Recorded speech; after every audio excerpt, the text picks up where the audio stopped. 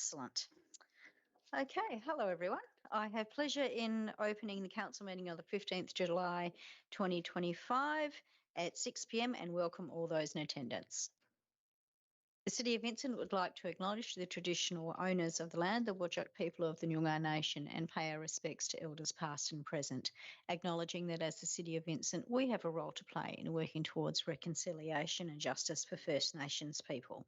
Now, I have received a last-minute apology from Councillor Hallett, who is unwell, and note that everybody else is here and on time and available. So can I just move straight to public question time if that's okay? Can I get an indication, is there anyone here who wishes to address the meeting? Okay, no worries. So what you do is you just come up to the front, please say your name and what suburb you reside in. If you're talking to one of the items that's on the agenda tonight, please just tell us, because then we will move these items early on in the agenda.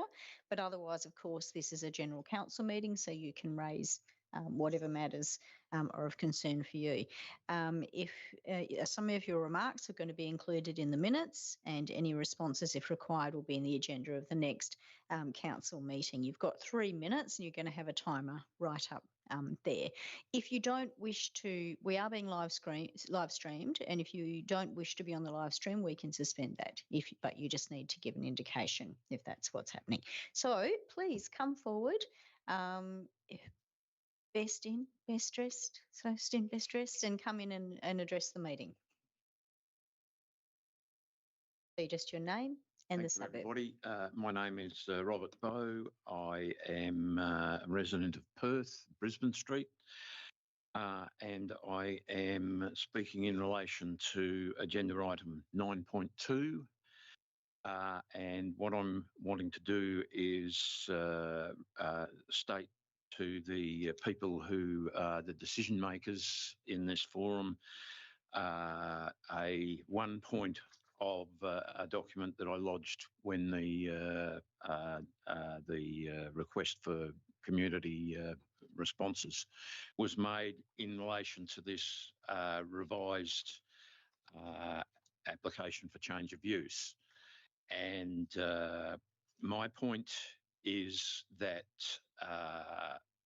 in the documents, which is referred to as Brisbane S235 Application Justification PDF, one of the ones that were on site and forwarded to everybody, which was the part of the revised application by the change of use proponent, and it was headed Application for Development Approval, Small Scale Centre-Based Childcare Premises. And on the second point of that first page, it's actually brackets A, there is a speculation, as I see it, which says that should childcare premises cease operation, the site can easily be repurposed for use as a dwelling. And obviously that's speculation in the future, assuming that that approval that is now being requested is granted. And my point is that equally valid speculation on the same basis that the new use is in place, well, actually two I'm making, proponent or any future proprietor, if the proponent sells, could equally initiate approval process for construction of a new dedicated commercial childcare centre building, which would obviously entail demolition of the existing former house building. And in that event, the final approving and licensing agency is the State Government Department of Communities, Education and Care Regulatory Unit, acronym ECRU. Short of this, in the future, the proponent may form the view that the market value of the property, which with its approved commercial childcare centre land use, has increased significantly, and the proponent could then choose to monetarise that value increase immediately and place it on the market with its new land use in place. And again, any subsequent proprietor that wishes to proceed on that land use path remains finally subject to ECRU approval licensing. Okay, so Thank you. thank you very much. Would anyone else like to address the meeting, please? If you just need to come straight forward. Thank you.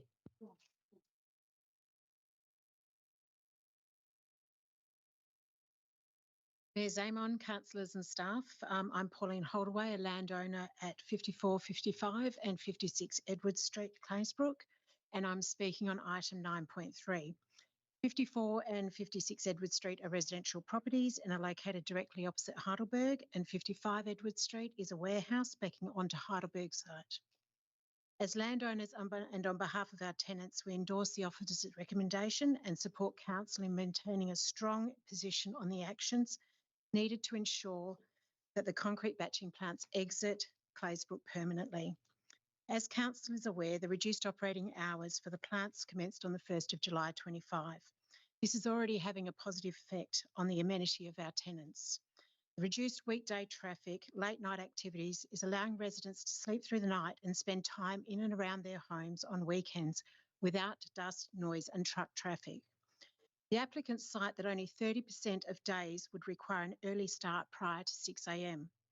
Whilst this may not sound like much on paper, for the residents, this is over 2 nights a week. Being woken up 2 or more times a week due to the activities at the batching plants is significant and certainly not a situation that they wish to return to. It is also a frequency that detracts from encouraging new investment in the form of redevelopment for housing. With respect to the applicant's request to remove conditions relating to remediation, we believe that it's fair to request that those that have benefited from the site should ensure that they leave the site in a clean and uncontaminated manner, as it was before they moved in. This is a practice undertaken by service stations and potentially other contaminating land uses. It is unreasonable and unethical to leave their mess for future landowners to clean up. And I'm sure cleaning up after yourself is a lesson that we all teach our own children. Both referrals before council have requested the retention of some level of infrastructure on the site once decommissioning is complete. As of the 31st of December 27, there will be no valid planning approvals over the sites. So what then is the purpose of having infrastructure left on the site? Any land uses requiring this sort of infrastructure would need to be of an industrial nature, such as a transport depot, a fuel depot, a car park or a storage facility, none of which is in keeping with the North Claysbrook planning framework. Any retention of infrastructure on site would be indicating that a use of this nature could be considered by council as appropriate in the future, and this is not a message that we want to send to the batching plants. Thus, in keeping with the ethos of cleaning up after yourself, the applicants need to remove all infrastructure from the site and it be left in an uncontaminated condition.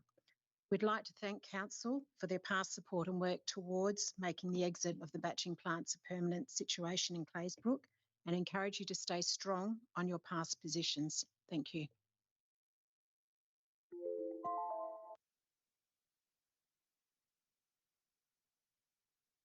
Mayor Zaman, councillors, thanks for letting us address. I'd like to support Pauline in what she said, but I've just got a couple of extra things to add. So you just need to say your name. And your My name's Greg Eastwood. I live in Dianella and I'm a landowner in the area number 54, 55 and 56 Edward Street.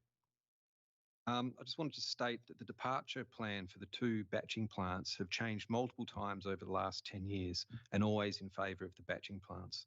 This has eroded both public and investor confidence in the planning process itself. Further changes will only further erode confidence in the planning process. And in a time when there is a housing crisis, I believe we should be doing everything we can to fast track the availability of residential land, especially in the inner city, with high density housing opportunities. Any changes that enable the batching plants to increase their impact on the area decreases the economic viability of residential gentrification and expansion in the area. That's all I have to say. Thank you. Would anyone else like to address the meeting?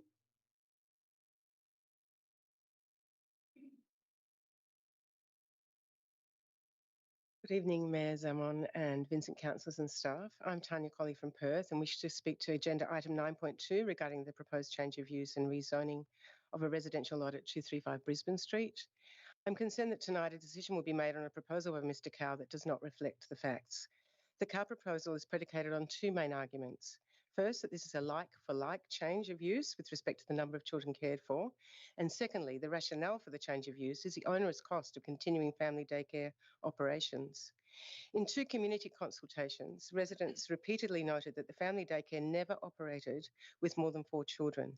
This was also acknowledged by Mr Cow in 2024 hearings at Council. We all have absolutely no idea what the likely impact of almost doubling the number of children cared for will have on issues such as parking, noise and waste management, especially in an area already under review for traffic management regarding increased traffic flow, particularly at peak times and due to other commercial developments in the area. The management plans propose imposing strict conditions such as careful management of up to 7 families, Monday to Friday, morning and afternoon personal schedules to minimise traffic and parking issues, which seems somewhat unrealistic. Noise management plans intend to carefully control 7 baby, toddler and preschool-aged children's noise and activity levels, with no clear indication of exactly who will monitor these and enforce these conditions of approval and what consequences, if any, will result if these conditions are not met. My question to City Planning Officers and Mr Cow is, why does this proposal continue to justify its reasons for approval as a like-for-like transfer when it is not? And why has this not been incorporated in considerations and recommendations to Council by planning? Secondly, Mr Cow claims change of use and zoning is required because of the onerous costs and continue to run family daycare, now requiring the employment of a family daycare coordinator. Yet at last week's briefings to Council, Mr Cow admitted he hasn't yet costed the required changes to bring the existing building up to code to meet the childcare centre requirements. If the real reason behind this proposal is to offset costs, then it follows that costing the change of operations should surely be one of Mr Cow's first priorities. The family have, however, invested in architectural drawings, surveyors' reports to demolish the existing structure to make way for a purpose-built 2-storey childcare centre for 25 children, as shared with residents to a resounding loud disapproval in 2021. It is my strong belief that Mr Cow has not investigated these costs, as he has perhaps no intention to continue operations in their existing building, and Council will soon be presented with another proposal justifying a rebuild and expansion of operations, again to justify costs. Mr Cow is seeking to offset the costs of running a commercial for-profit enterprise in a residential area, and we, the residents, are left to pay the price of an irreversible rezoning decision. So thank you for your consideration of these issues.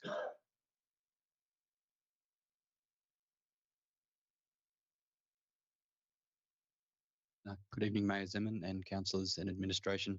My name is Matt Dowell of 217 Brisbane Street, and I'm speaking to agenda item 9.2, change of use for 235 Brisbane Street. I wanted to take this opportunity to clearly clarify my objection to the change of land use submission for Brisbane Street. Firstly, I, as many other residents, do not have an issue with the KOs running a family daycare facility out of their family home.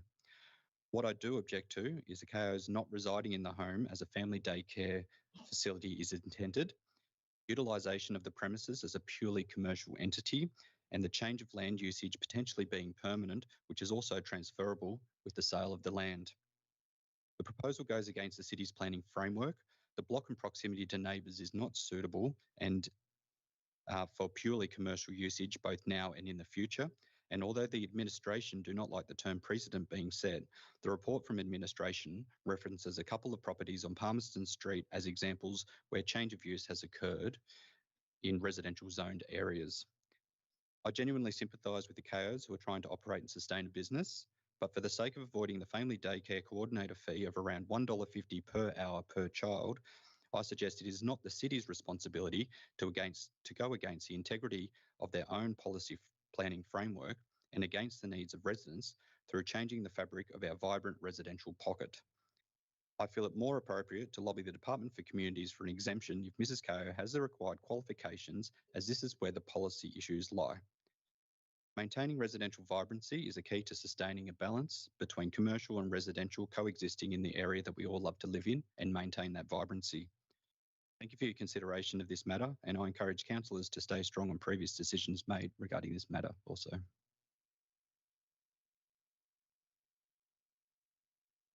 Does anyone else wish to address the meeting?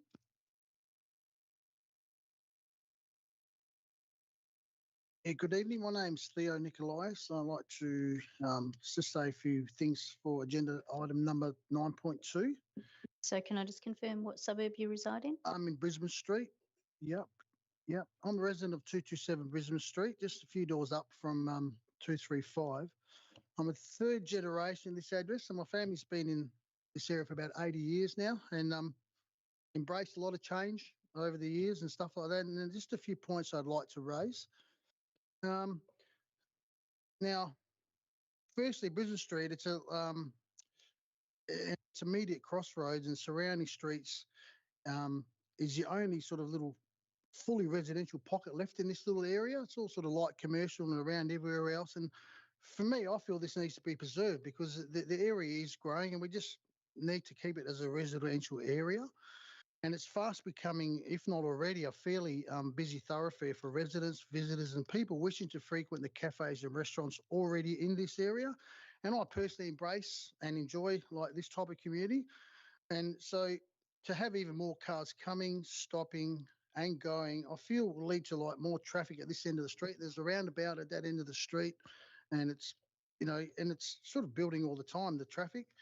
And as far as parking, like, a parking issue, where will they park? Like it's already at a premium. Parents will more than likely have to double park to drop off their kids.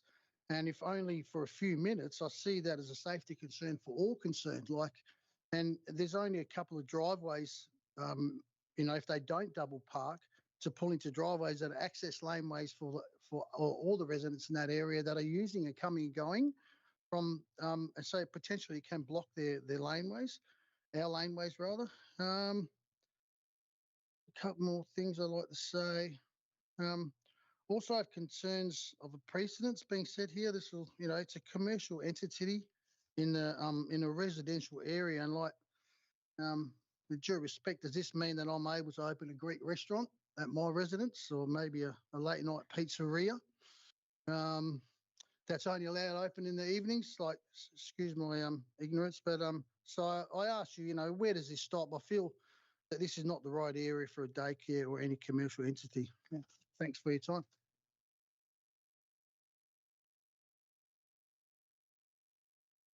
My name's Sebastian Devorelli from Mount Hawthorn, and I'm just making a statement on reintroducing e-scooter bike rentals. Basically, to reinstate the highest service in the city of Vincent, not just as a transport option, but as a key building of more connected, sustainable, and vibrant community. Firstly, e-scooters are sustainable and conventional transport solution. We are all aware of the growing need to reduce emissions and ease congestion in our city streets. E-scooters provide an efficient, zero-emission alternative for short trips that might otherwise be taken by car. They help bridge the gap between public transport and final destinations, encouraging people to leave their cars at home. And Vincent is a compact and walkable area, ideal for e-scooters, cycling, and walking. Let us use that advantage and become a leader in urban sustainability. Secondarily, e-scooters bring real economic, social benefit to our community. When people have easy, flexible transport, they explore more, they shop more, and they support local businesses. During the trial of e-scooters boosted participation in local events, making the city more accessible and inclusive. We want our streets to be alive and act with activity, and e-scooters encourage exactly that, the kind of energy that we want in this community. Finally, safety concerns, while valid, can be resolved by making our streets generally safer. In the Netherlands, people don't wear helmets. They ride on dedicated bike paths that are protected. Most importantly, the Netherlands is what it is today because it reduced the number of car rides in its cities and focused on walking and cycling. In closing, banning e-scooters in Vincent punishes the mode of transport for enormous potential. Rather than refining the system around it, let's not give up on innovation. Let's improve it. With the right safeguards e-scooters can be a win for the environment, our economy, and our community. Thank you. Thank you very much. Does anyone else wish to address the meeting?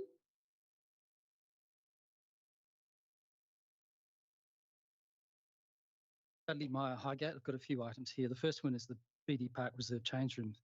Tuesday night is the Perth Soccer Club women's training night. After the last council meeting, I was walking home. I saw a group of them huddled under a tree. It was a bit drizzly, so I went and spoke to them, asked them about change rooms. Two of them were convinced that they were going to get change rooms. One just said, bloody Vincent, walked away. The rest of them were saying they thought having change rooms was important to them. Vincent makes noise about encouraging women in sport. The previous deputy mayor pushed it a lot, but you don't deliver. And it's not just about women, and they're not being precious princesses. It's just basic requirement of your training. It's not unrealistic. I've heard that there's a claim from a council member that we don't have enough money. That's rubbish. There's $10.2 million in the reserve at the moment. It was less when I last spoke on this.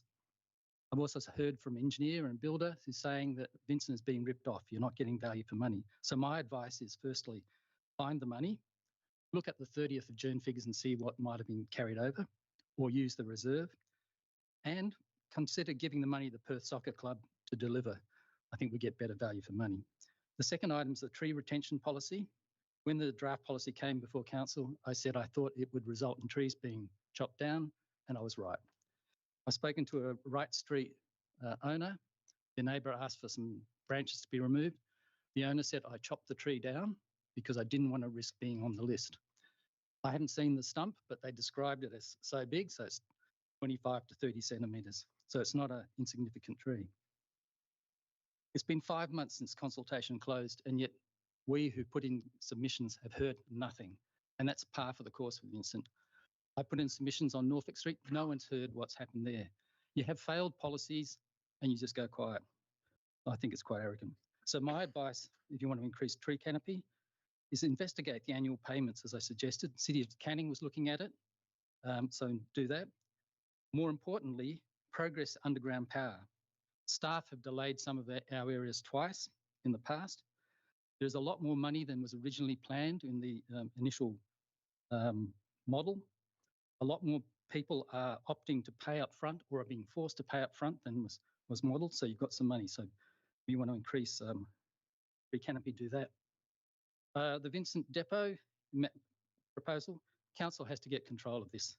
It's got potential to cost the community a lot in the medium to long term. Twice I've asked, have you worked out the costs in terms of lost productivity, people having to drive all those distances? Twice they've said, no, we haven't. No commercial organisation would do that. Then we hear stories about Woodwell Reserve, the men's shed being transferred so they can use their area for some sort of depot. What happened to the master plan for Woodwell Reserve? This has potential to go really pear-shaped, particularly when other councils find out what's actually happening. Thank you. Does anyone else wish to address the meeting? Yeah, my name's Nabil Boulos. I'm at 225 Brisbane Street. And I don't have a lot to say, except I'll make 2 points. If you've been along that street at all, you'll see that it carries a lot of traffic. And the street is a very narrow street with parking on both sides. But when you've got cars on both sides of that street, it doesn't allow for a lot of room between cars as they pass each other. So introducing kids into that kind of environment, I think, is asking for a lot of trouble, especially when you're multiplying the numbers. And when it comes to, and my second point relates to running the business. Well, I'm a business owner and I've been running a business for 35 years. And if you can't make it work, you've got to rethink it, don't you? And if rethinking means that you move to an area where there is availability, where there is a region that allows you to build a facility that you really want to build, and we know what they want to build, then do that. I don't think it's right to be asking every person on Brisbane Street to, can we just get this happening? I don't think that's the right thing to do. I think it has to be done. If it's going to be a commercial entity, then do your commercial maths, do your figures, do your research, and find a place that's suitable. But certainly Brisbane Street is just not suitable for this. And I'm a teacher. I've seen what happens at schools. Matt's a teacher as well, and so is his wife Kath. And yeah, you don't want to mix traffic like that happens on Brisbane Street with kids. It's just not a good mix. And they're my 2 points. Thank you.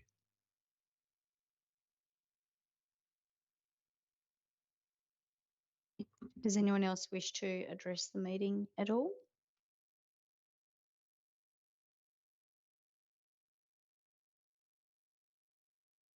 Good evening, Mayor. Good evening, councillors. My name is Michael Kao. I'm from 235 Brisbane Street, Perth.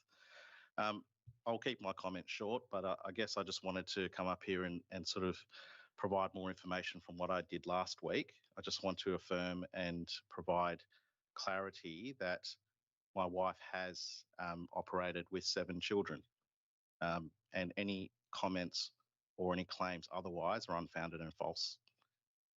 So any speculation about what the intentions of what we're trying to do here, again, are not true.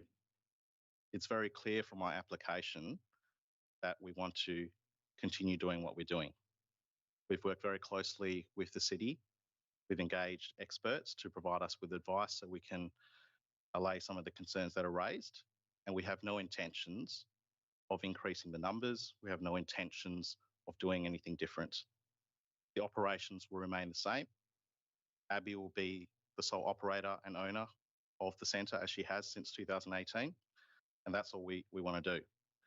I don't know what else more we can do to support or allay concerns from our neighbours. If this application is approved, we will make every effort to actually consult and discuss with our neighbours. We'll be contactable. If they raise concerns, we're more than happy to actually help resolve those concerns as soon as possible. So thank you very much for your time, and thank you.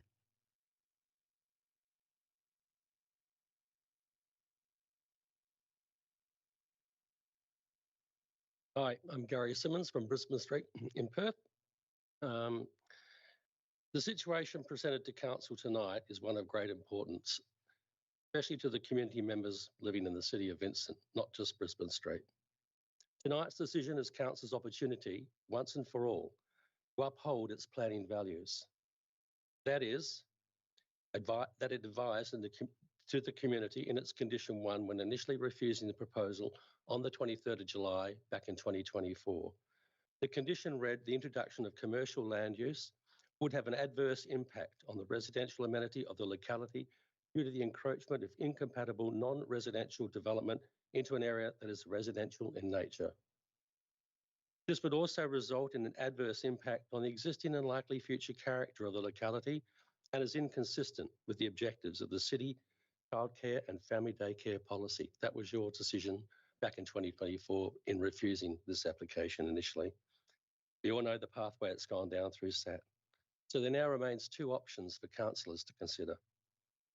Firstly, as a councillor, do I approve, as recommended by the administration, an inadequate and unproven proposal? There's never been 7 children there. There's only ever been 4. If you look back on your minutes, that is actually in it, which is sympathetic to Mr. Kao's reasons not to have to pay a daycare coordinator's fee of 15% of the earnings, and impose 9 conditions with an additional timeframe condition with a monitoring period, perhaps, as suggested by the objectors last week. So that's one of your options.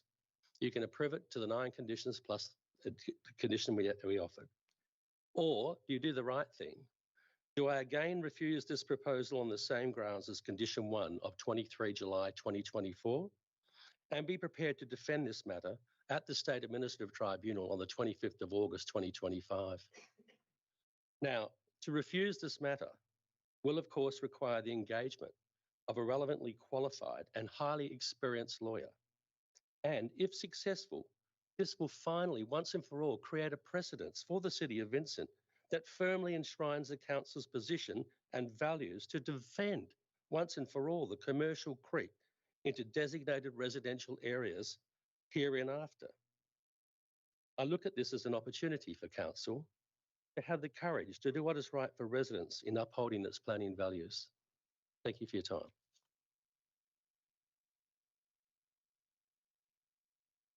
And just confirming, is there anybody else who wishes to address the meeting?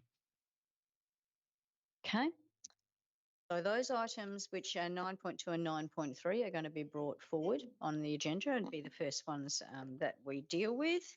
And there being no further questions, I close public question time at 6:29. Okay, Governance Manager, can you please confirm whether we have received any questions or statements in writing? Through you, Mayor Simon, in addition to those heard this evening, we have received questions and statements from Dudley Mayer of Highgate. Those are in relation to matters not on this evening's agenda. They have been circulated to council members and will be response will be provided in the August OCM agenda.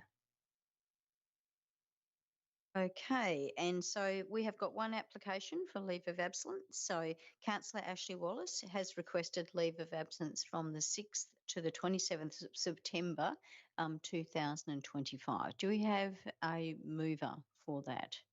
That's moved Councillor Castle, seconded Councillor Warner. All those in favour? Okay, that's carried unanimously. Thank you.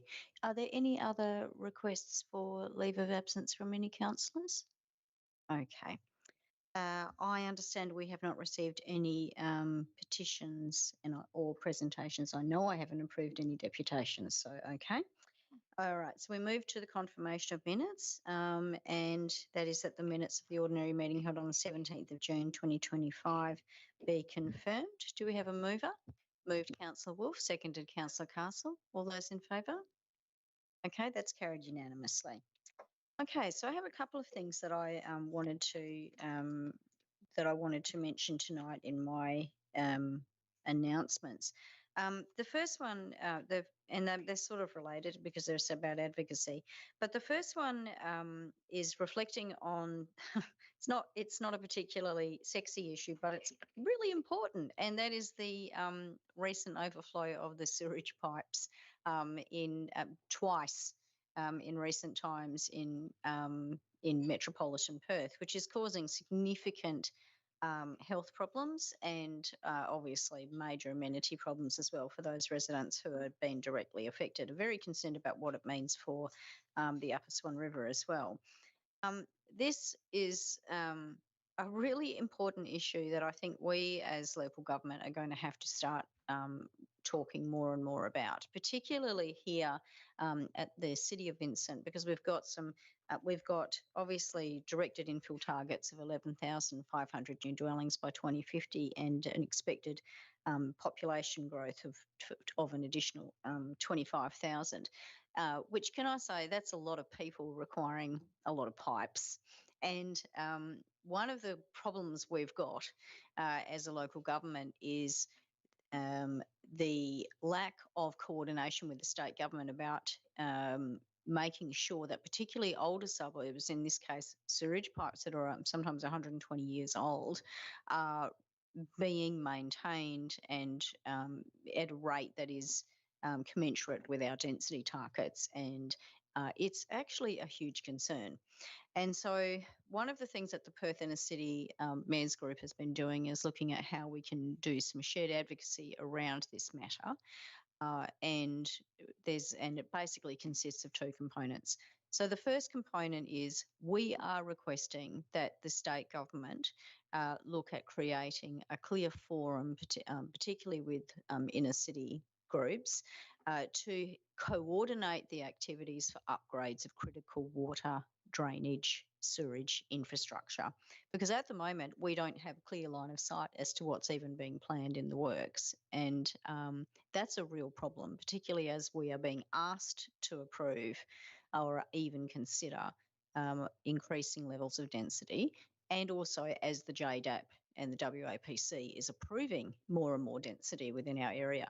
So we are going to have to really get this on the radar for state government to be working with us so that we can coordinate the plans for infrastructure delivery, and we can coordinate our own planning. But the other thing that this really highlights is the problem that government entities such as Water Corp have in terms of being expected to provide an annual contribution to general revenue rather than being able to simply redirect those monies back into ongoing maintenance and upgrades of critical infrastructure. And I think that this is the time to start having a genuine discussion around what is happening with those monies and how reliant state government has become on getting these ongoing income streams from these entities, because it's happening effectively at the expense of making sure that we're dealing with the ageing and capacity of existing infrastructure. So this is going to become more of a problem, not just with density, but also as we continue to experience the increased impacts of climate change on core infrastructure, such as stormwater drainage. And so that is an issue that we are taking up as the Perth Inner City Mayors Group, and I know that the Inner City group as well is looking at this to say we need to start really talking about this issue. Like I say, not a sexy one, but a really important one, and one that we need to have firmly on the state government agenda. And talking about state government agendas, the other thing that I'm going to refer councillors to is in the papers you'll see arising out of the National General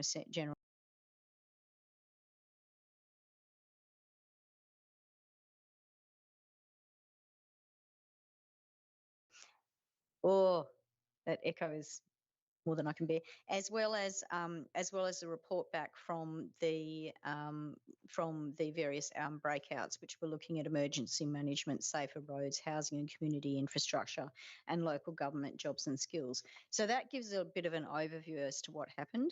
Members would be aware that I went to the ALGA conference this year, and it was incredibly cold. It was -6 degrees in Canberra. And I'm going to make the comment that anyone who thinks that it was a junket is deluded. It was incredibly busy, incredibly cold, and I came back with the flu. So good times. But one of the things I do want to point out is that having gone to this, and it's the first time I went, it's really important that the inner city councils have a presence there every single year. And I hadn't realised, I'll admit, just how important it is, so that people are aware this is the conference which votes on what the priorities are for local governments to take up to the federal government. And one thing I was very clear on was that the voices of regional Australia were well and truly represented. Lots of issues from over east. There was lots of talk about fire ants, virtually no understanding at all about Polyphagus shothole borer, but that the voices from eastern states, the voices from the regions is very well represented. But those of us who are in inner city councils that have density targets that are dealing with all the matters that come up with inner city are not having their voices heard at the national level in the same way by the national bodies. So I'll point out there were a bunch of mayors that went to this from WA, and yet I note that for some reason Perth now decided to simply publish that I was the only one that went, which is weird, but I just wanted to say how important it is that we are participating in this and that this is critical advocacy, because this is the sort of, these are the opportunities we also get to talk directly to federal ministers in a way that we otherwise don't get a chance. So those papers, please take a look at them. It's all part of the critical advocacy that we need to undertake here at the City of Vincent. CEO, do you have any conflicts of interest that have been presented to you? Through you, Mayor Zaman, one declaration of interest from Councillor LaFontaine in relation to item 12.2, impartiality interest relating to the Mount Claremont Municipal Depot potential site, noting that Councillor LaFontaine's partner is an employee of the Public Transport Administration. That's all that I've received. Okay, are there any other conflicts of interest that anyone here needs to declare or wishes to declare? Okay, so those items which are being brought forward are 9.2 and 9.3, and those items which require an absolute majority decision are 12.1 and 12.2. Councillor Warner, do you have any others? 9.5, please. 9.5. Councillor Wallace. No, thank you, Mayor. Councillor Lafontaine. Councillor Castle. Councillor Greer. Councillor Alexander. No, thanks. Councillor Wolf. Okay, and mine have been covered as well. So we'll just work out which ones can be passed on block.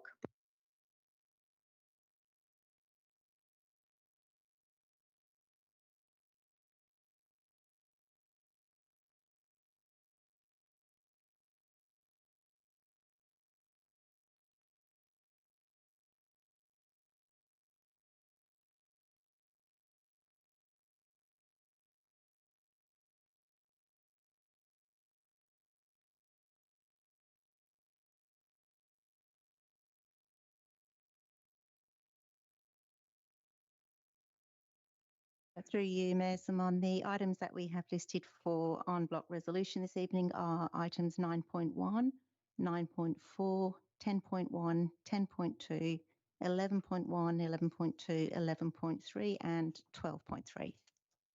Okay, so do we have a mover for those items to be moved on block? Moved Councillor Castle, seconded Councillor Warner. All those in favour? Okay, so that's carried unanimously. So now we move to 9.2, Brisbane Street, Perth, change of use from family daycare to childcare premises. Do we have a mover for this? So moved Councillor Wolf. Do we have a seconder? Seconded Councillor Castle. Councillor Wolf. Thank you, ma'am. And please bear with me with my hoarse voice. Been resting it all day. Hopefully it makes it through.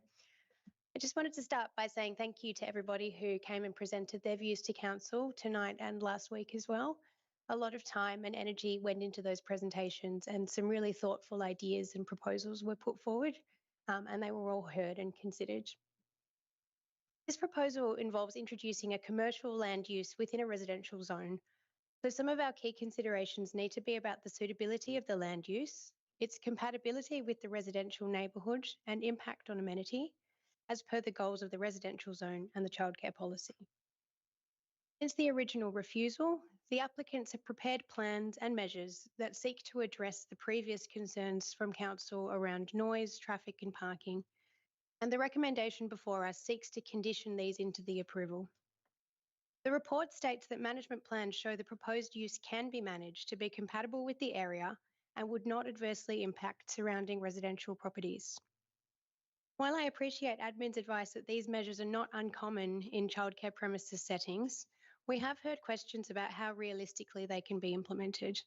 And this is in part because the plans largely rely on control of babies and toddlers who at best can be inherently unpredictable. Therefore, while I note the work done to mitigate some of this impact, I'm not certain that the measures contained in these plans will be effective. Despite some of the comments tonight, we have not heard consistent information about the precise number of children being cared for under the current operation, despite this question being asked by multiple people multiple times. The formal advice that we have received in the briefing notes is that the family daycare has worked with a maximum of 7 children, and that same maximum is now proposed for the childcare premises. Without being really clear on how many children have been using this service, and importantly, how consistent this has been over time, we cannot determine whether the childcare premises would operate at a greater scale or intensity. And without that, we can't be entirely certain that impacts like noise, traffic and parking issues would not increase. And even though the overall scale is small, a jump from say 3 to 4 to 7 children would be a significant proportional increase. Looking forward, I am deeply cognizant of the options available to us tonight.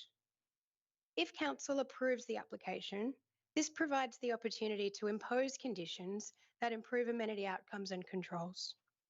If council refuses the application, the land use would continue as per the current exempt family daycare, and there would be no scope for council to impose conditions on that operation. After a refusal, the SAT could approve the development potentially in perpetuity and potentially without any conditions. And to me, that would be a worst case scenario in terms of preserving amenity for the neighbours. So on the whole, while I note the work being done by the applicant to address council concerns, I'm still not convinced that a permanent approval is justified. And I'll foreshadow that I've got an amendment that I've requested for a time-limited approval, and I'm happy to talk to that once others have had a chance to contribute. Thank you. Councillor Castle. Thank you, Mayor, and thank you, Councillor Wolf, for laying out a lot of the foundation for the consideration that we have tonight. As many of you would realise, when this was first presented to Council last year, I voted to approve the application. And although I've heard more information from both parties, both applicants and neighbours, ultimately I've come to the conclusion that none of the reasons that I relied upon to vote for approval have changed since then. I completely understand the concerns of the neighbours, and I'm actually have to say I'm really saddened to hear that relationships have broken down. That's always one of the worst things we hear in the chamber, is where issues like these have caused a rift between neighbours and created an uncomfortable community. But in considering this application, I have to be aware of the reality with it, which is that this operation is already or capable of operating at the same level of intensity as being proposed tonight. I do note we've had a little bit of back and forth about how many children have actually been using this service over the years, but I have to take the applicant at face value. He has stood in the chamber and informed us that this operation has had 7 children in the past. I think even notwithstanding that, that doesn't change the fact that this operation could operate with 7 right now. And if we refused it, we would have no further control over that operation. That's something that Councillor Wolf pointed out, that, and certainly something I was asking questions about last week, is that if council refuses this application, we are left with no mechanisms, no levers to control that operation. And I'm looking at the management conditions that are being proposed as a better way to protect the amenity of the neighbours. I think given the circumstances, this is probably the best protection for the neighbourhood and for the amenity, that we have some levers that can be pulled. And I believe that those measures are appropriate. I acknowledge that kids are unpredictable, but I think if we consider that children are so unpredictable that these measures won't work, I don't believe we would ever find conditions that could be appropriate for an operation like this, and I don't believe that is good planning decisions. So given that what we're doing is reconsidering this item after mediation at the SAT, as I've said before, having previously supported the officer recommendation the first time around, I really don't see any basis for me to change my position. I did want to address some of the key points that have been talked about over the last few weeks that are fundamental to planning decisions. First of all, just to assure people who live in the area that any proposal to increase the intensity of this operation, whether it's as a family daycare or a childcare, would require a new application. This application is not talking about more building works or more children or more hours. It is only considering what is before us today. If that were to change, this council would have to consider that again, and I suspect that would be quite a different consideration. As we have heard, there are a few things that have caused some concerns, but are ultimately not something that this council can consider because they are not valid planning concerns. And those include the speculation as to the reasons why the applicant might want to seek this approval to save money or to further their business. That's not something that we can consider. Speculation as to what future applications might come. It's understandable that these are concerns, but it's not something that this council can consider under the planning legislation. We do know that approval does run with the land, and I do understand that concern that if the business is sold, we don't know what the new operator's attitude will be, but the conditions that are in place will still apply to them. And again, this is not something that's possible for us to consider to limit this application to the current applicant. I know that probably doesn't give much comfort to the neighbours, and I just want to reiterate that I do understand those concerns, but I feel we don't have a lot of options within our planning legislation here. And given that the family daycare can and will operate at the intensity that it is, approving something that will be operating at the same intensity but with more controls is a more appropriate outcome. Councillor Greer.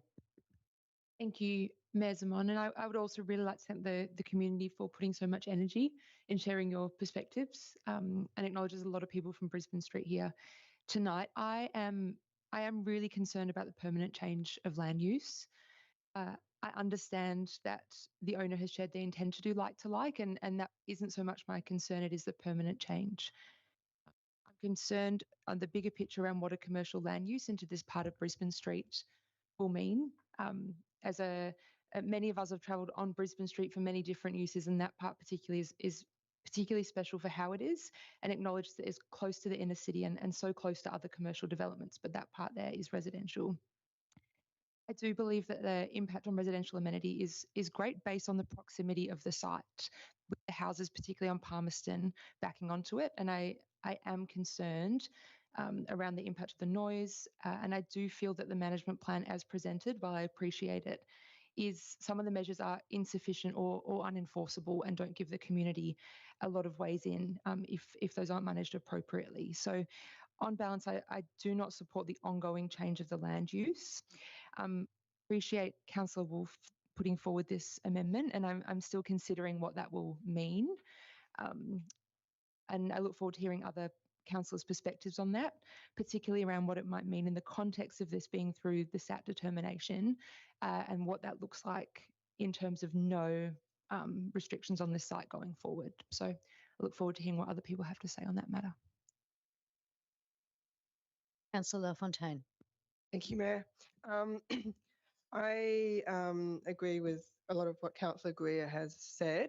I acknowledge the detailed management measures in place. I do have concern that some of the conditions are not necessarily practical and may be difficult for the city to monitor and control, such as gates and car doors must not be slammed. And for children playing, throwing balls and hitting fences will be redirected. So given the location, the proximity to residential houses, currently I'm not supportive. With the amendment that is proposed, I guess happy to discuss that when it's presented. Thank you. Councillor Warner. Thank you.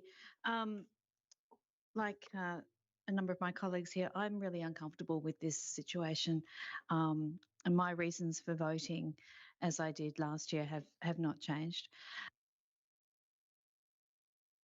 I'm not comfortable with the like for like comparison. I'm simply just not comfortable with that. I don't think that's been truly shown to us.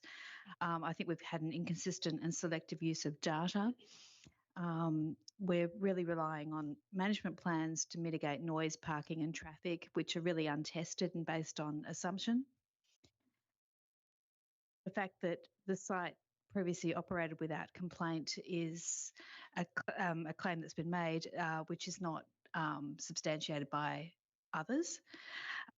We've got unreasonable traffic and parking management proposals, which really are working on assuming ideal conditions with strict parent compliance, staggered drop-off, no overlap.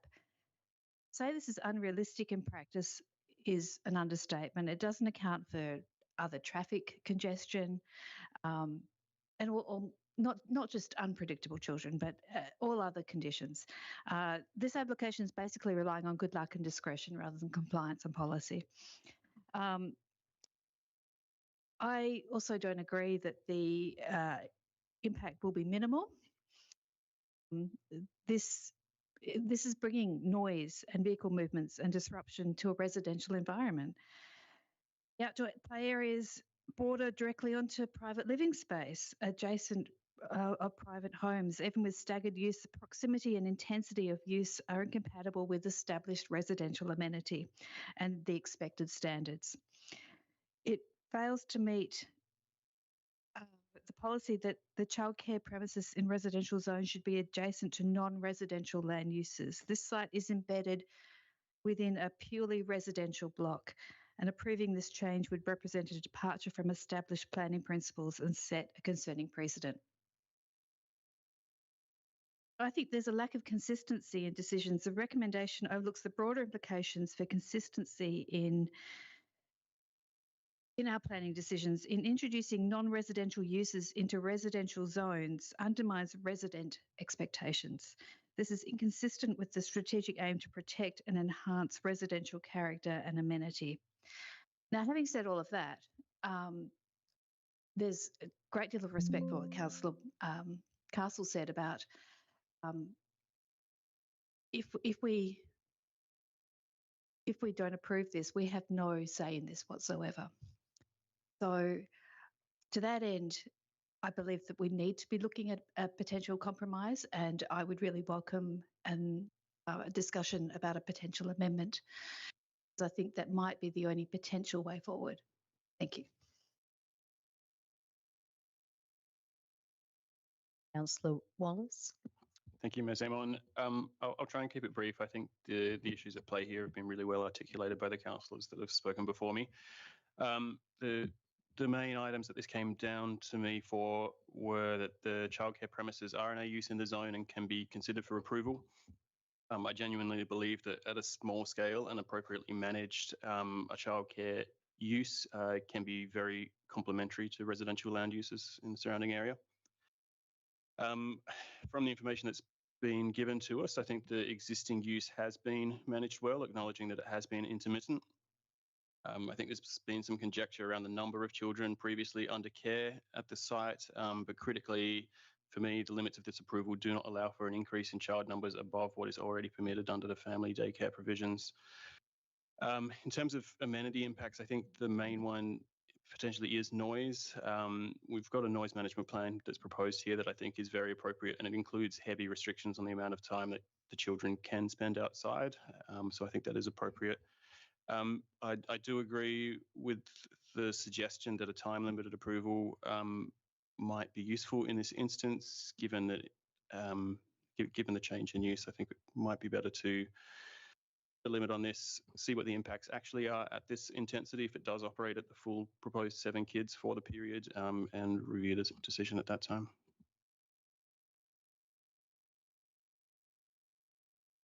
I wanted to make some comments as well. I am less concerned about the likely impact of a 7-child facility, a 7-child childcare centre on the amenity, and more concerned about the ongoing commercial creep into residential areas. In terms of the actual proposal itself, I would agree that if we were to reject it outright and the SAT were to approve it, we do potentially lose the capacity to put any sort of framework around how it can be best managed, and I'm genuinely concerned about that. I'm also aware that we are in an area where there's lots of movement. There's restaurants, there's small bars, there's HBF Stadium, people live near primary schools, people live opposite Hyde Park, and there's parties and all sorts of things that are going on all the time in the area. So and Robertson Park and Dorrien Gardens. So this is an area which is known for its vibrancy and does have noise. And the actual facility itself will only be operating Monday to Friday, which is and during work hours. So in that sense, you could argue that in some ways it may have relatively minimal impact in terms of day-to-day living. But one of the concerns I have got is that the more that we are approving these commercial facilities in residential areas, the thing that is not contemplated by the planning framework, which really frustrates me, is what we lose in terms of our neighbourhoods. I don't want to live next door to a commercial facility. I want to live next door to my neighbours. I want to be part of a neighbourhood. I want to be part of a community. And that is, I think, the ongoing tension, that while landholders, particularly we've noticed in the last year or so, starting to talk about land rights and how they should be able to do whatever they like on their property. We had one of the people who addressed the meeting tonight make the point, saying, well, can I then just set up a Greek restaurant or an Italian bar, I think it was. Well, and it would be it's the same with, well, can I turn my place into a holiday home or a brothel or whatever I want because it's my property? And I suppose the thing is, that is something which plays very heavily on my mind in terms of what is happening with Vincent. It's the slow loss of the capacity for us to maintain our neighbourhoods. So I note there is an amendment which Councillor Wolf has foreshadowed that she's going to move, which talks about time limiting and a commercial approval. I know that councillors are grappling with the implications of what it means to just reject this outright, because the concern is that that means you lose any capacity to be able to put management plans around how these operations are going to operate, how are they going to work. But I will express my despair at the lack of safeguards that we have available to us as council and as the City of Vincent to be able to preserve our neighbourhoods, and the limitations that are placed on us within a planning framework that apparently doesn't value community in the same way that we would understand it. Councillor Wolf, did you wish to move your amendment? Yes, please. I've proposed a time-limited approval for 3 years with a new development application required after this time. Before you do that, can I just get a seconder for that first? Seconded, Councillor Warner. Councillor Wolf. Thank you. I've proposed a time-limited approval for 3 years with a new DA required after this time. And to be completely clear, the context for my putting this forward was the discussion that we've had now about sort of trying to think strategically about risks and preservation of amenity while still making an appropriate planning decision. The time-limited approval will provide the opportunity to assess whether the management measures are effective in mitigating amenity impacts based on any complaints received by council. And there are several reasons, in addition to what we've discussed, that I think this might be a sensible approach. As we've heard, some measures might not be realistic to implement, raising doubts about their effectiveness. And whilst we've had back and forth about the number of children in care, what we don't know is how consistent that number has been over time. So we really can't confirm the level of intensification. Another reason is because the community has raised concerns about amenity and management. And finally, because the site is not in a location that is deemed suitable by the childcare policy. So for me, these are reasons not to provide an approval that is in perpetuity. I did just want to talk briefly and specifically to noise. So on noise, the SAT recently confirmed in another matter that assessment should consider more than just compliance with noise regulations. So what matters is the overall impact on residential amenity. So bringing that back to this context, we can't just rely on the fact that the acoustic report meets the regulatory threshold. The additional measures in the noise management plan still need to be considered and, in my view, tested. The time period needs to be grounded in proper planning considerations. And to me, a 3-year period is reasonable. It allows the proposal to be implemented, noting the need for building approvals and works, and it gives the applicant a chance to demonstrate that the use can be appropriately managed. It provides council with the opportunity to review through that new DA and to respond to issues if they arise. And importantly, it gives the surrounding community a level of protection by ensuring that any impacts are not locked in indefinitely. So if this amendment passes tonight, we would have strengthened the conditions around the site currently. We would have strengthened the conditions around the site as per the proposal, whilst avoiding that worst case scenario of the SAT approving the change, potentially without any conditions and potentially in an irreversible way. Councillor Warner. How do you follow that? Yeah, I agree with everything there. Basically, yes, if this is going to be of little impact to the amenity and the community, then let's have a look. Let's see what it's like for the next 3 years and make a decision post that time. Does anyone else wish to speak on the amendment? Councillor Castle. Thank you, Mayor. Thank you for bringing this forward for consideration. I suspect I might be in the minority, but I'm not going to support the amendment. The reason for it is because I'm really conscious of having an appropriate justification for imposing a time limit, and I'm not convinced that we have that here. I think it has to be more than just hedging our bets about where we feel uncomfortable about approving it, but we're not sure what the best way forward is. I think that because we are considering an application that does not pose a greater scale or intensity than what is currently approved, I don't have any confidence that this is defendable at the SAT. I do have a question around that actually. For the manager, if council is to approve this amendment and then go on to approve the application as amended, and can the applicant still proceed to the full hearing because the original proposal that was considered at mediation was not approved? Through you, Mayor Zaman, yes. So the matter has been listed for a directions hearing to allow the decision to be made at that directions hearing. If the applicant wasn't satisfied with the outcome, they could still progress through to a full hearing, and I suppose everything would be on the table in that sense. Thank you. And just one more question. We've talked a lot tonight about commercial uses in residential areas. Would the current approved or exempt approved family daycare also be classified as a commercial use? Through you, Mayor Zaman, I would say it's less about whether it's a commercial use and more about the scale and intensity of the use itself.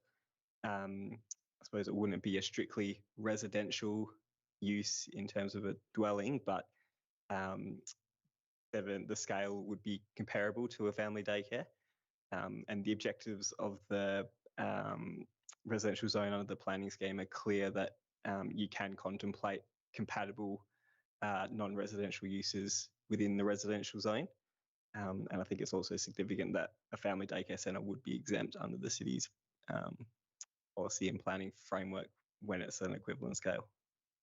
Thank you. Yes, as I've said, I completely understand the rationale and don't expect that I'll necessarily be persuasive, but I'm not convinced that this wouldn't be overruled by the SAT if it goes to full hearing, or that there is enough justification for imposing a time limit, so I won't be supporting. Does anyone else wish to speak on the amendment? I've got a question for administration about this then. So if this amendment were to be successful and then the overall proposal was to be successful and that was still appealed,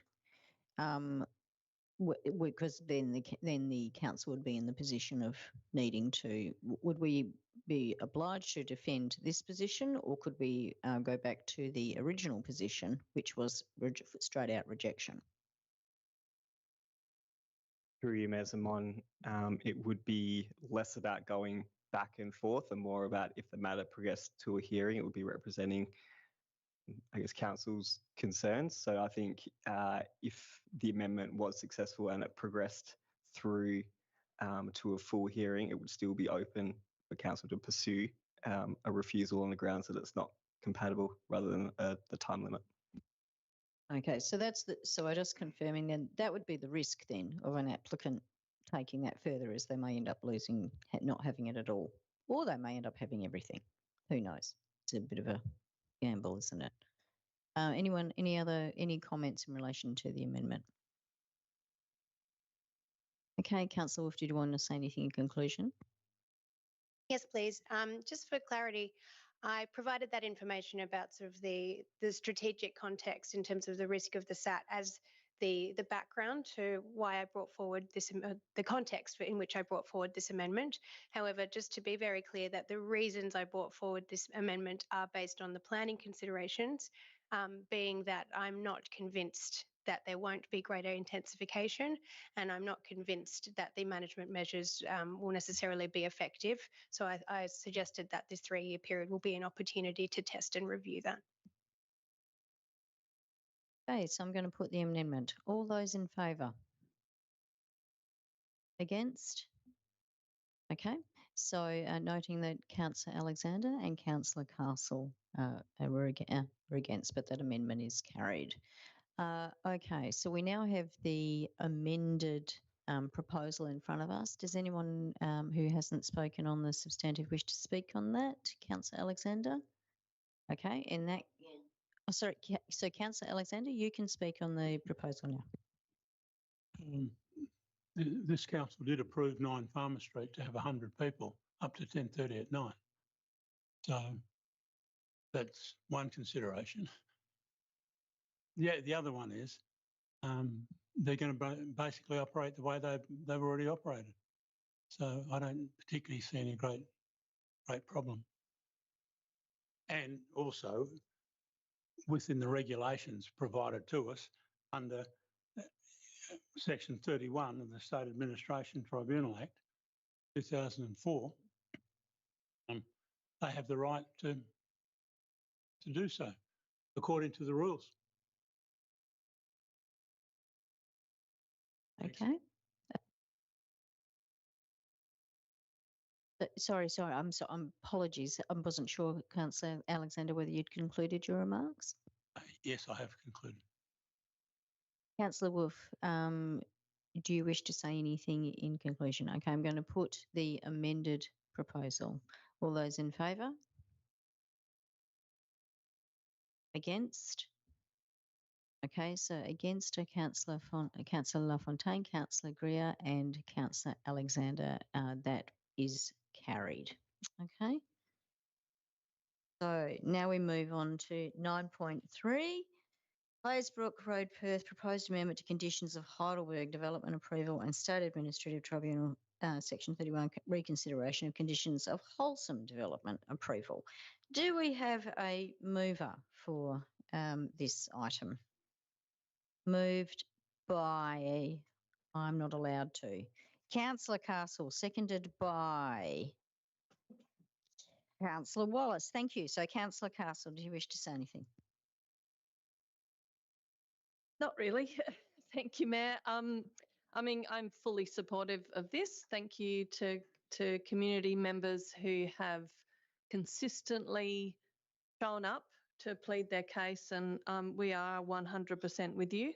And I'm supportive of us presenting this submission to the WAPC, and let's hope that it is heard well. Councillor Wallace. I wish to say something. This has been one of the most critical planning issues that the City of Vincent has had to deal with, the ongoing operation of these 2 concrete batching plants in Claysbrook. Their ongoing existence at these sites have been the massive impediment to being able to ensure that this area is redeveloped into a high density mixed use in the city hub. and it is one of the most fantastic locations in terms of a future transit-oriented development. And I know that the residents who live around there are desperate to see the back of these concrete batching plants once and for all. Kudos to the state government and to the WA Planning Commission in the actions that they have taken to date in trying to make sure that they are helping to facilitate the transition of Heidelberg, otherwise known as Hanson, and Halsum out of the area. They've done this through very practical processes by approving the improvement plans over both sites and making sure they were granting the City of Vincent the management order over the former Western Power Depot in Mount Claremont. All of this has been part of proactively trying to ensure that we have given that everything is covered off in terms of enabling these two concrete batching plants to move. And the reason for that is because the relocation and the ultimate redevelopment of both sides should be seen as a matter of state significance to deliver this degree of high density housing this close to the CBD. Be very clear, neither of these operators has any intention of relocating. There have been no proactive or genuine efforts to take up the use of the city's Osborne Park site, despite it being available, and the Premier has authorising the lodgement of a DA last year. The North Claysbrook planning framework is nowhere close to being realised, despite the fact that it has enormous community buy-in and is a truly visionary document. The current applications that are under assessment are nothing short of stalling tactics, and they are clearly intended to set up a further extension to the current expiry period of the 31st of December 2027. That's pretty evident, particularly from the latest SAT application that was dismissed after it was submitted almost 12 months following the Commission's June 2024 approval. The noise and the dust and the traffic and the visual amenity impacts of the operations of Heidelberg and Halsum in this area continue to hold back the development of the area, and the trucks remain an ongoing plague on Lord Street. So now is the time that we need to explore all available opportunities to ensure that these industrial operations have no future in Claysbrook. That includes elevating the current improvement plans to improvement schemes as part of this. And I maintain that the state government needs to compulsorily acquire both sites so that they can realise much needed inner city high density development. We continue to hear spurious arguments on the impact of the supply of concrete if these concrete batching plants can't stay exactly where they are. To be very clear, to the extent that this has the potential to be a problem, this has been created by both operators through a deliberate failure to make contingency plans and replace their Claysbrook plants in alternative locations, such as Vincent's Osborne Park depot site. It is simply a cynical attempt to force a reversal of the decisions to move them on once and for all. I wholeheartedly support the recommendations of administration in relation to this matter. I look forward to the state government and the WA Planning Commission for not capitulating to these tactics, and it's time to see the concrete batching plants read the writing on the wall and move on once and for all. Would anyone else like to say anything? Councillor Castle, is there anything you'd like to say in conclusion? I'd like to put the proposal. All those in favour? Carried unanimously. Thank you very much. So now I'm going to move on to 9.5, outcome of advertising and adoption of amended art collection policy. Councillor Warner. Thank you. Do I have a seconder? Councillor Wolf. Thank you. Okay, this is an arty item, so I've got an arty response for you. What is art? And art is not just something we observe, it's something that we do. It's a verb, a form of action and expression. Art conveys our thoughts, emotions, intuitions, and desires, and is even more deeply personal than that. It reflects the way we experience the world and often serves as an extension of our individual personalities. At its core, art is a form of communication, one that transcends the limitations of language and expresses ideas and feelings that words alone cannot fully capture. Because words can fall short, we turn to other forms such as paint, sculpture, movement, sound, and film as vehicles for expression. Yet the medium alone does not define the art. Art lives in how the medium is used and how the message is conveyed. It's not just about what is being said, but the nuance, the intention, and the creative energy behind it. Trying to define or contain such an expansive and evolving concept within a formal policy is admittedly a bit like trying to capture lightning in a bottle. I fully support the city's effort to do just that. And with this amended art collection policy, we are taking meaningful steps forward. The revised policy brings together the city's approaches to our art collection, public art and public murals into one cohesive framework, which will allow us to understand and manage our collection, knowing what we have, where it is, and what condition it's in. It will guide our future decisions around exhibition, preservation, and acquiring new works. It will improve our responsiveness to new artistic opportunities and initiatives. It will ensure ongoing meaningful consultation with both the Arts Advisory Group and our community.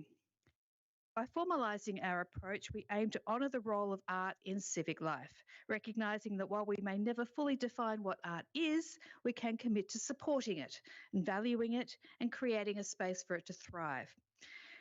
Through this policy, we contribute to a connected and healthy community, one where diverse cultures are celebrated, where art, history, and our community's living cultures are visible and valued in the public realm. We are enhancing opportunities for people to connect with one another and with the city. We activate both public and private spaces through creativity, innovation, and shared experiences. And this policy also ensures that our city's art assets are managed responsibly and efficiently, helping us create places that are not only functional, but deeply meaningful. So once again, in short, I support Admin's recommendation to approve the amended art collection policy, which consolidates the art collection, public art and public murals policies. Thank you. Councillor Wolf. How are you supposed to follow that? Absolutely a no-brainer for me. This policy change makes so much sense. Let's understand what we have. Let's put that forward in a transparent way. Let's celebrate the art that we have with the community and simplify a policy setting in the meantime. I suspect that these policy revisions will bring wonderful creative things to Vincent. Does anyone else wish to speak to this proposal?